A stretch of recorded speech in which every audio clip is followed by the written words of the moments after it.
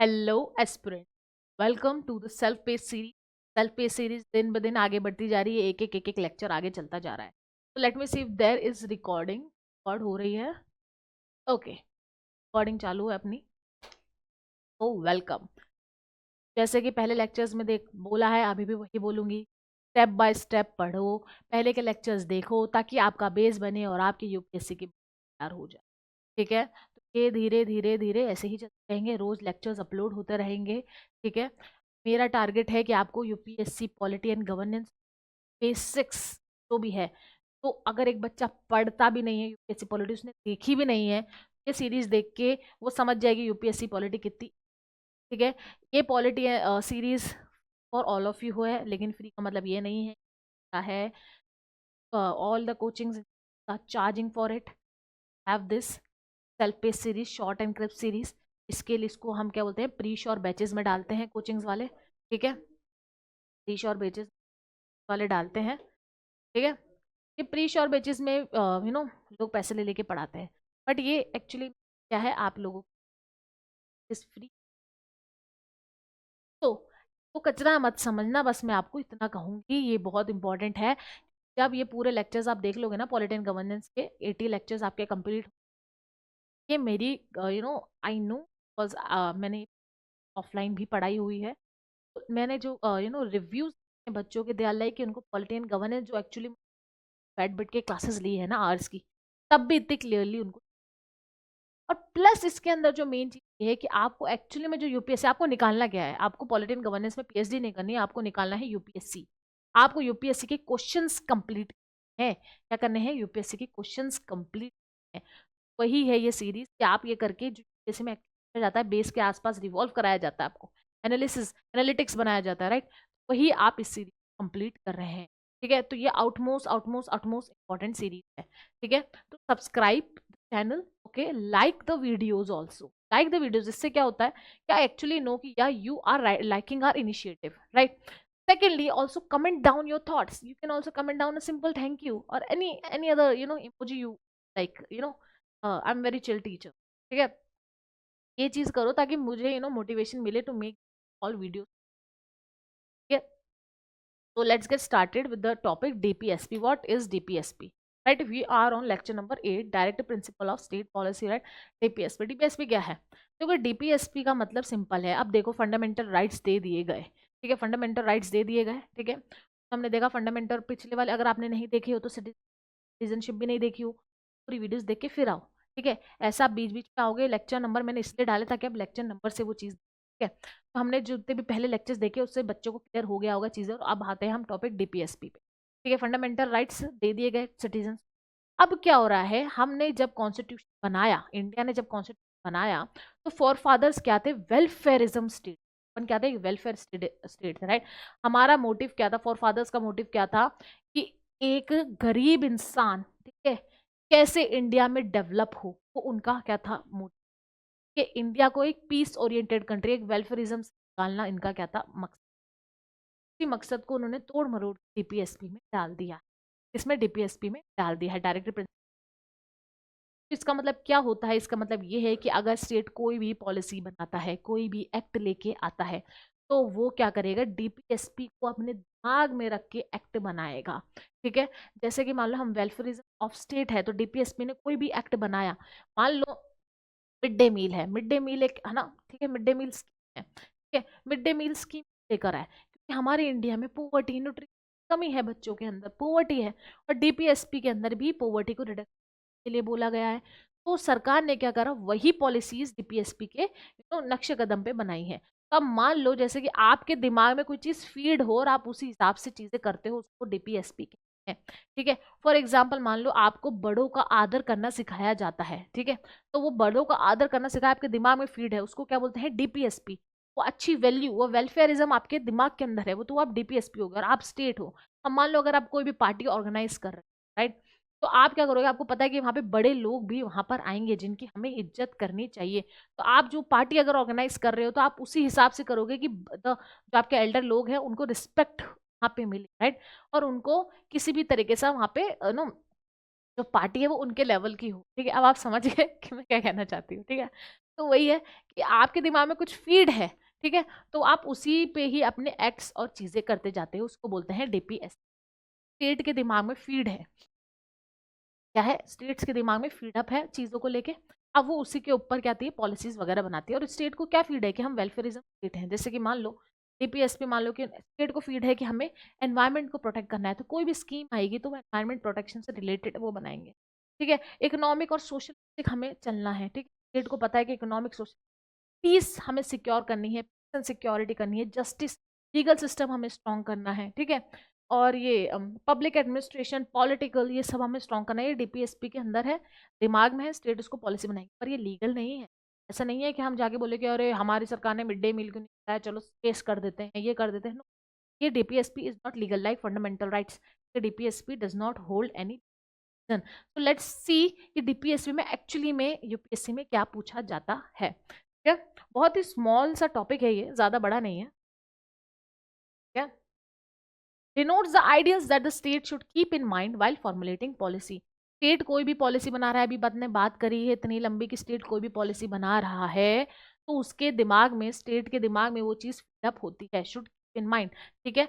Concept of welfare state, हमारा India किसको किस पे बिलीव करता है, किस पे बिलीव करता है, वेलफेयरिज्म, वेलफेयर, ठीक है, welfarism, non justiciable, non enforceable by law, ठीक है। मैंने कहा था लेकिन ये लीगल नहीं है, आप जाके सरकार को नहीं कह सकते कि भाई हमारे यहाँ पे तो स्कीम आपने चलाई नहीं, आपने तो हमारे मिड डे मील स्कीम चलाई नहीं, हमारे स्कूल आप तो चलानी पड़ेगी, ये करनी पड़ेगी। हाँ, आप यहाँ पे रिकमेंडेशन कर, इलेक्शन नहीं ले सकते, ठीक है। ये सोशल प्रिंसिपल्स है, ठीक है, वेलफेयरिज्म को ये डिनोट करते हैं, ठीक है। समझ में आ गया डीपीएसपी। चलो अब देखो डीपीएसपी के क्लासिफिकेशन, तो तीन तरीके के क्लासिफिकेशन होते हैं डीपीएसपी, तीन तरीके के, एक, दो और तीन। फर्स्ट होता है सोशलिस्टिक प्रिंसिपल। सोशलिस्टिक प्रिंसिपल किस सोशल प्रिंसिपल से हमारा इंडिया डीपीएसपी को देखता है। Second Gandhian principle, Gandhian ideology से बहुत सारी चीजें हमारे इंडिया में निकल, तो गांधीयन प्रिंसिपल भी डीपीएसपी में है। Third liberal intellectual principle, liberal मतलब जो अभी मॉडर्न प्रिंसिपल हमें नॉलेज के बाद पता चले हैं वो भी हमने डीपीएसपी में डाल दी हैं। देखो एग्जाम्पल देखो, सोशलिस्टिक जैसे कि हम सोसाइटी के हित में जो चीजें करते हैं, जैसे equitable distribution of resource, resources का इक्विटेबल डिस्ट्रीब्यूशन हो, ठीक है, सिर्फ अमीर ही अमीर चीजें ना खाएं, गरीब लोग भी खाएं, उनको भी न्यूट्रिशन प्रोवाइड हो। जैसे अभी हम बात कर ही रहे थे मिड डे मील, ठीक है, उसमें भी क्या हो रहा है, न्यूट्रिशन लेवल सब में डिस्ट्रीब्यूट हो रहा है इक्वली, है ना, बच्चों को जा रहा है, ठीक है, तो वो क्या हो गया इसके अंदर आ गया है। नेक्स्ट इक्वल पे, ऐसा ना हो कि मेल को अलग इक्वल पे अलग मिल रहा है, फीमेल को अलग पे मिल रहा है, मेल एंड फीमेल को इक्वल वर्क के लिए इक्वल पे मिले। Next free legal aid to poor, ठीक है, लीगल एड नालसा का नाम सुना है,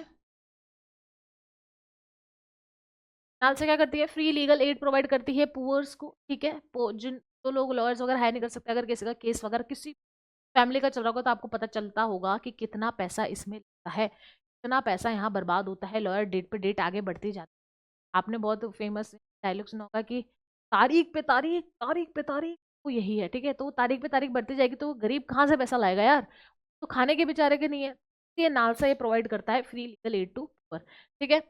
paid nutrition standard of the people, nutrition standard वही हमारे यहाँ पे मिड डे मील मान लो, या कोई भी प्रेगनेंसी रिलेटेड लैक्टिंग वुमेन होती है और बहुत सारी पॉलिसीज एंड स्कीम, ठीक है, तो इसमें आ गया न्यूट्रिशन स्टैंडर्ड ऑफ पीपल, ठीक है। तो ये सोशलिस्टिक प्रिंसिपल्स है। नेक्स्ट आते हैं गांधीयन प्रिंसिपल। गांधीयन के क्या principle, organise village panchayat, 3 tier panchayat, ये गांधीयन का ही था, अब बन चुकी है, राइट, उसका एक्ट बन चुका है। Promote cottage industry, cottage industry अगर आप देखो, अगर आप बहुत सारे फेयर्स वगैरह में, मेले वगैरह में जाते हो, कौन से वाले मेले जो एक्चुअली गवर्नमेंट ऑर्गेनाइज करवाते हैं, जैसे कि खादी विलेज, ठीक है, तो वहाँ पे कॉटेज इंडस्ट्रीज को प्रमोट करते हैं क्योंकि गांधीयन डीपीएसपी है, स्टेट वहाँ पे खुद पैसों से लोगों को कॉटेज इंडस्ट्री क्या करता है, प्रमोट करवाता है। Prohibit consumption of intoxicate drink, Gandhi ji इनके खिलाफ थे कि ये जो इंटॉक्सिकेंट ड्रिंक होती है इसको नहीं पीनी चाहिए, नहीं करनी के लिए, तो स्टेट डीपीएसपी से रिलेटेड कुछ, दिस इज द टैक्स का खजाना यहीं से आता है, ठीक है। कोरोना तक में ये बंद नहीं हुआ, आई डोंट थिंक ये डीपीएसपी आगे कुछ बनेगा, बट चल रहा है। प्रोहिबिशन स्लॉटर ऑफ काउ बन गया ना एक्ट, ठीक है, बन गया स्लॉटर ऑफ काउ का, लीगल हो गया, अब इलीगल बना गया है इसको, ठीक है, इलीगल है कोई भी स्लॉटर ऑफ काऊ करना। तो ये गांधीयन प्रिंसिपल से एक्ट बने, जैसे कि एग्जांपल मान लो prohibition slaughter of cow, act बन गया ना, लीगैलिटी दे दी गई कि इलीगल है भाई, कर सकता। यही डीपीएसपी यहाँ पे प्रोवाइड करता है कि आपको एक आइडियोलॉजी दे दी, ये आइडियोलॉजी दे दी, अब वो स्टेट उसके ऊपर क्या बनाएगा, एक्ट बनाएगा, ठीक है, उस पर वो लीगैलिटी उसको देगा, ठीक है। ये होता है डीपीएसपी का मकसद, ये है इसका मकसद, ठीक है। लिबरल इंटेलेक्चुअल प्रिंसिपल, अब जो मॉडर्न टर्म्स में हमने देखा है कैसे, यूनिफॉर्म सिविल कोड, मतलब क्या है यूनिफॉर्म का मतलब क्या है, अलग अलग रिलीजन है अपने इंडिया में, सबके रिलीजन के अलग क्राइटेरिया होते हैं लीगल टर्म से भी। फॉर एग्जाम्पल मुस्लिम्स का डाइवोर्स का अलग सीन होता है और हिंदू का अलग होता है। ये बोला गया है कि यूनिफॉर्म सिविल कोड में कि ऑल आर इंडियन, तो सबका मैरिज डाइवोर्स और जितना भी सिविल कोड होता है वो सब एक हो जाए, तो वन एंटिटी कहलाए है। ये इस पे भी काम चल रहा है, ये भी एक्ट बन सकता है आगे जाके, ठीक है। देखो काम चल रहा है ना, डीपीएसपी है, काम चल रहा है। Next modern agriculture, modern agriculture promote करता है डीपीएसपी, ठीक है। एग्रीकल्चर क्या बन रहा है, सब्सिडीज प्रोवाइड होती है ट्रैक्टर्स वगैरह पे, ये डीपीएसपी का पार्ट है। सेफ गार्ड एनवायरमेंट, एनवायरमेंट के ऊपर भी बहुत सारे एक्ट्स बने हैं, ये भी डीपीएसपी का पार्ट है। प्रमोट इंटरनेशनल, ठीक है, इंटरनेशनल पीस, हम क्या है पीस नेशन, वो भी डीपीएसपी के अंदर है। Getting it. ये आ गए हमारे क्लासिफिकेशन है, देख लो, socialistic, Gandhian and liberal intellectual. इतना वो नहीं है, डीप में लर्न करने का नहीं है, पर दिमाग में लर्न करने का है कि ये तीन। अगर आगे जाके यूपीएससी कोई भी पीवाईक्यू किस डालता है कि what are the Gandhian principle, identify the Gandhian principles of DPSC, ठीक है। तो आई होप आपने नोट्स बनाए होंगे लेक्चर के साथ साथ। ओके, अब देखो इसके अंदर है कुछ अमेंडमेंट्स जो इंपॉर्टेंट है डीपीएस, ठीक है। तो वो अमेंड, मैंने क्या कहा था, यहाँ पे हम फालतू बकवास नहीं करेंगे, हम क्या करेंगे, टू द पॉइंट, तो एक्चुअल में यूपीएससी पूछता है, टू द पॉइंट करेंगे, यूपीएससी पूछता सिर्फ वही, ठीक है। 42nd अमेंडमेंट एक्ट 1976 एडेड 4 मोर डीपीएस, ठीक है, 4 डीपीएसपी इसके अंदर ऐड हुए, वो क्या है, article 39 to secure opportunities for healthy development of children, healthy development of children का यहाँ पे क्या हुआ, आर्टिकल 39 हुआ। Article 39A to promote equal justice, ये यहाँ पे डीपीएसपी में ऐड हुआ। Article 43A take steps to secure the participation of workers in the management of industry में, अगर कोई वर्कर्स काम कर रहे तो उनका पार्टिसिपेशन, ये किस में हुआ, 43 ऐड हुआ।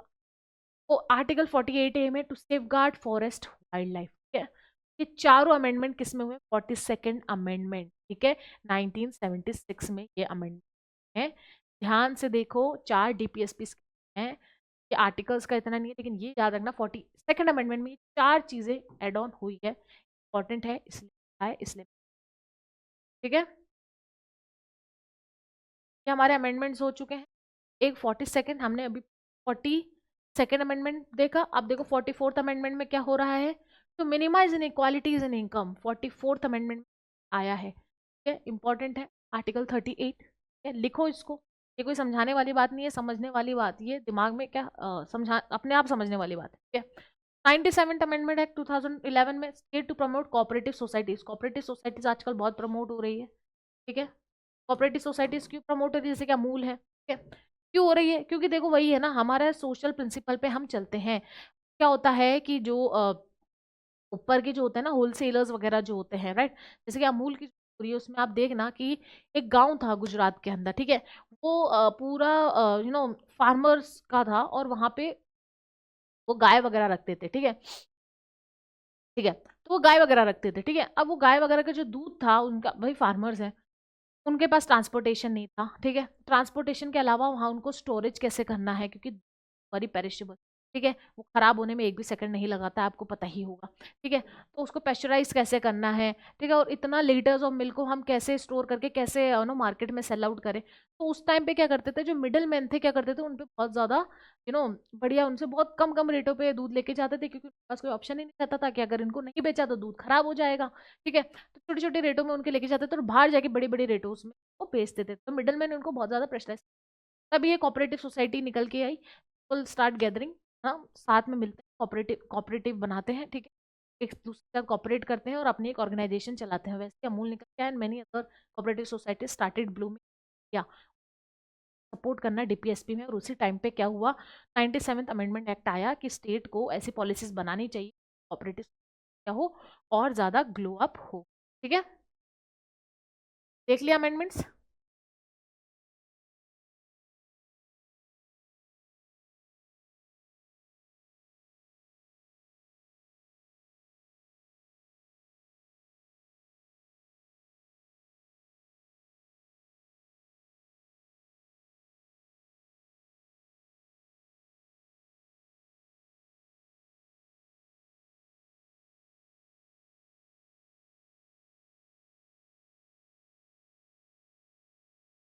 ओके, अब देखते हैं हम कुछ इम्प्लीमेंटेड डीपीएसपी, कुछ इम्प्लीमेंटेड डीपीएसपी यहाँ पे देख। ठीक है, कौन कौन से डीपीएसपी है, देखो डीपीएसपी से निकल से कौन कौन से लीगल एक्ट आए वो देखते हैं हम। कौन कौन से लीगल एक्ट आए, मैंने कहा ना कि डीपीएसपी से लीगल एक्ट बनते हैं। देखो लैंड रिफॉर्म्स लॉज भी डीपीएसपी से आए हैं। मिनिमम वेज एक्ट देखा ना, equal distribution of income, minimum wage act. Child labour prohibition act, ये भी डीपीएसपी से निकल के आया। The maternity benefit act, nutrition level, maternity में न्यूट्रिशन चाहिए होता है मदर को, देखा था डीपीएसपी में न्यूट्रिशन का। यहाँ पे वही है nutrition maternity benefit. Equal immunisation act, immunisation equal लेना चाहिए, ये भी डीपीएसपी में था, ये भी एक्ट बना दिया गया, equal immunisation for male female any other person. ठीक है, वाइल्ड लाइफ प्रोटेक्शन एक्ट देखा था, फॉरेस्ट लाइफ का। ठीक है, यहाँ पे वाइल्ड लाइफ प्रोटेक्शन एक्ट 1972 बना दिया गया। फॉरेस्ट कंजर्वेशन एक्ट 1980 बना दिया गया। तो देखो यहाँ पे एक्ट्स बना दिए गए किसके, डीपीएस। देखो आप यहाँ पे एक्ट्स बना दिए गए डीपीएस, समझ में आ गया,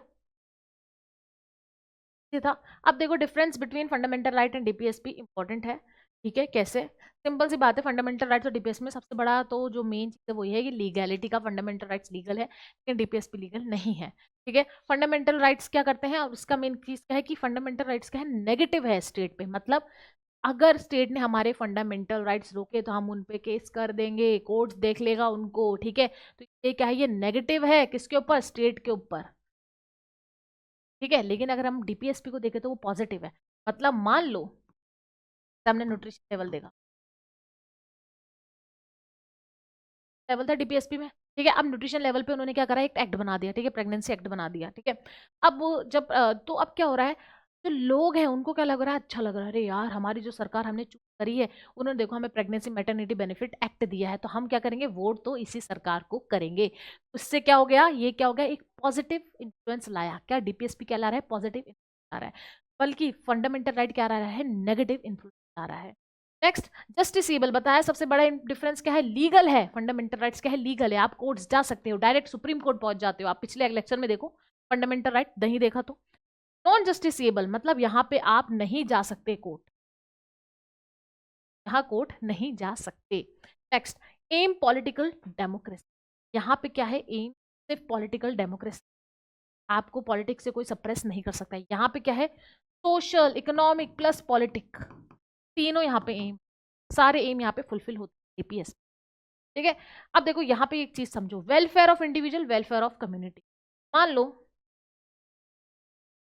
एक इंसान जिसका नाम है राज, ठीक है, राज के साथ क्या हुआ, क्या राज का फंडामेंटल राइट वायलेट किया गया। ठीक है, राज को बोला गया, मतलब कुछ भी एग्जांपल दे दो कि फंडामेंटल राइट्स है राज के। ठीक है, राइट टू स्पीच। ठीक है, तो राज एक कॉलेज में स्पीच दे रहा था और इसने अपने कुछ views रखे और उसी टाइम पे इसको उसी टाइम पे जेल कर दी गई। ठीक है, राज को। अब राज ने बोला कि मेरा तो फंडामेंटल राइट है फ्री। ठीक है, ये कोर्ट में अप्रोच हुआ, सुप्रीम कोर्ट ने, सुप्रीम कोर्ट ने क्या करा, जो स्टेट थी उसको बोला कि इसका फंडामेंटल राइट है टू फ्रीली।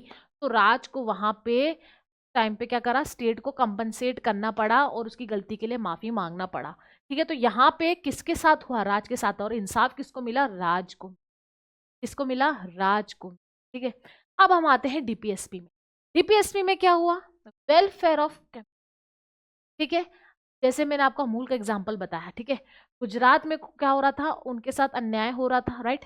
तो गुजरात से कोऑपरेटिव सोसाइटी को क्या कर रहे हैं, स्टेट बढ़ावा देने लग गई। ठीक है ना, डीपीएस में बढ़ावा मिलने लग गया। ठीक है, अब वो कोऑपरेटिव सोसाइटीज के रिलेटेड एक्ट इसके अंदर आने लग गए। तो अब क्या हो रहा है, सिर्फ क्या गुजरात में ही या एक ही पर्सन को प्रमोट हो रहा है, नहीं, ऑल ओवर इंडिया क्या हो रहा है, कोऑपरेटिव सोसाइटीज ब्लूम हो रही है और स्टेट उसको कर रही है।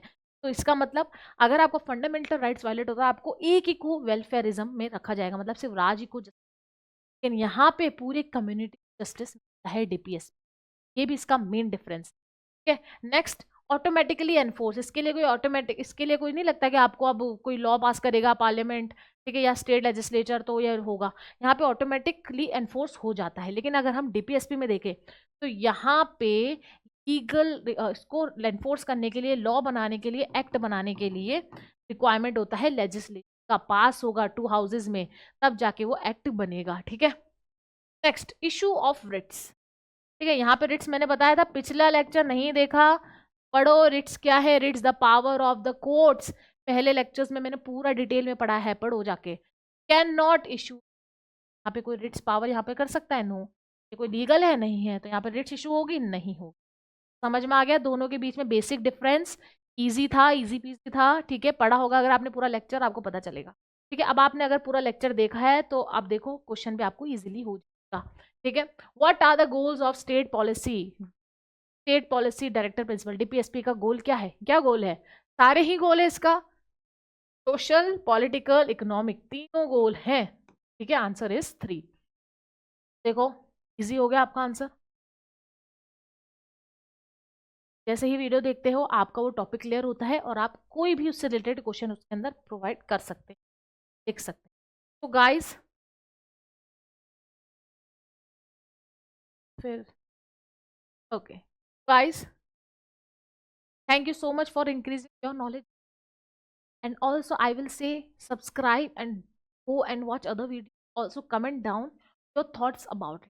Okay? And if you guys want कि मैं एक 20 से 30 लेक्चर अपलोड करूँ प्रीवियस ईयर क्वेश्चन का with analysis, I am targeting 1000 subscribers, so subscribe and let me guys are interested in. Thank you so much.